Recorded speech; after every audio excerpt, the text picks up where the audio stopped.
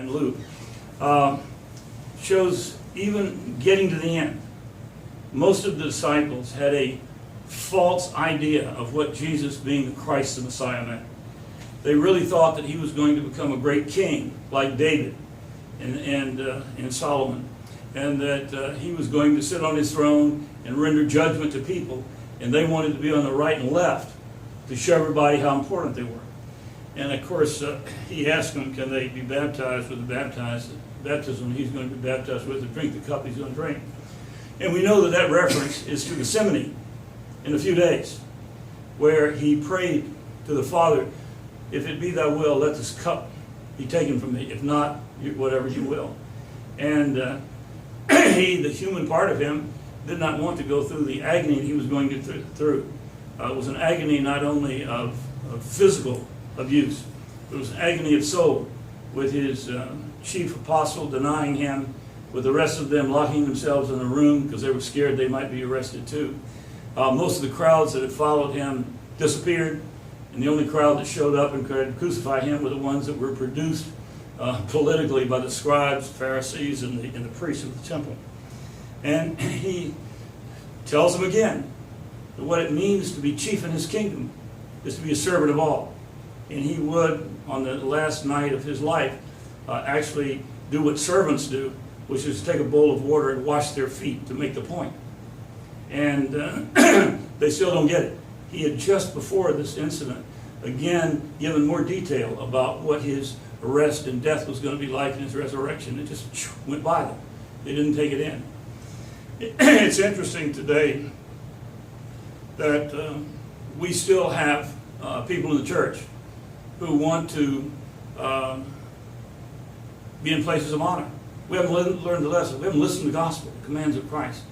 I know one priest that actually made the bishops mad because he wired getting himself elevated to archpriest, and it was before the period that you're supposed to wait until that happens. Because he thought it was so important to wear the jeweled pectoral cross. And I see others that really, when it's time to nominate a bishop, that really do all kinds of politicking to get it. And that violates how Jesus told us we were supposed to live. On the other hand, this young woman, Mary, was from Alexandria. And she was very relevant for our age. She was a party girl. She was so driven by the passions that she seduced men over and over again. Now sometimes you hear her spoken as a prostitute, and that's not true. She did not do sex for money. It was all out of control passion. And on one particular day, there was a crowd assembling by the shipside in Alexandria. And she asked them where they were going. And they told her they were going to Holy Land for the exaltation of the Holy Cross. And she said, I'm going to go too. And they said, do you have any money? And they said, no. But she said, don't worry. I'll have sex with people and they'll pay for me. And that's what she did, all the way to Jerusalem. And when it came the day of the exaltation of the cross in the Church of the Holy Theotokos in Jerusalem, she tried to enter with the crowd she was with, and she hit an invisible wall. She tried several times and dissolved in tears, and everybody else went in. And there was an icon of the Theotokos on the outside of the church.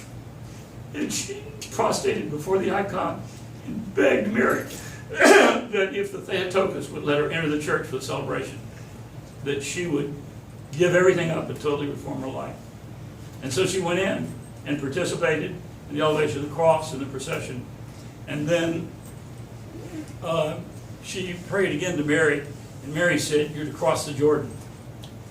And she went, and on Sunday, there was the ancient church of John the Baptist right by where he used to baptize in the River Jordan.